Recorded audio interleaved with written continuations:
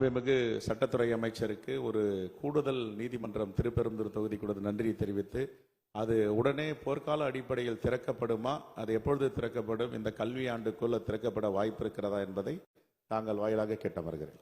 மாண்புமிகு அமைச்சர். மாண்புமிகு பேரவைத் தலைவர் அவர்களே, அரசாணை வெளியிட்ட பிறகு உயர்நீதிமன்றத்திலே அதற்கான நீதிபதிகளும் அதற்கான பணியாளர்களும் நியமிக்கப்பட வேண்டும்.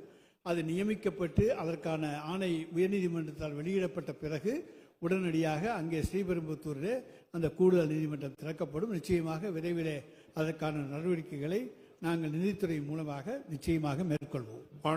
OS மணியன். பேரவைத் தலைவர் அவர்களே வணக்கம்.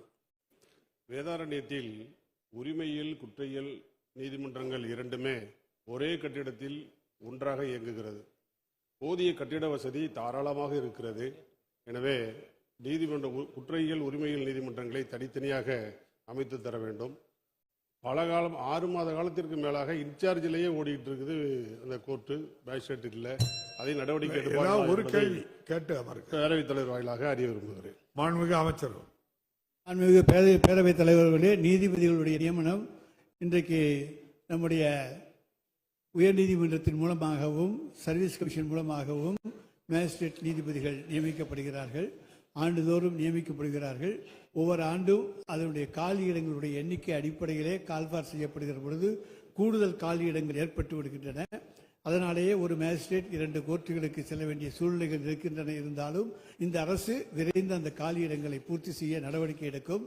வேதாரண்யத்தை பொறுத்தவரைக்கும் குற்றவியல் நீதிமன்றமும் உரிமையியல் நீதிமன்றமும் ஒரே இடத்தில் நடைபெறுவதை குறிப்பிட்டிருக்கிறீர்கள். இடவசதி இருக்கிறது என்பதையும் சொல்லி இருக்கிறீர்கள். அதற்கான கோப்புகளும் இன்றைக்கு உயர்நீதிமன்றத்திலிருந்து இன்றைக்கு அரசின் பரிசீலனைக்கு வந்திருக்கிறது.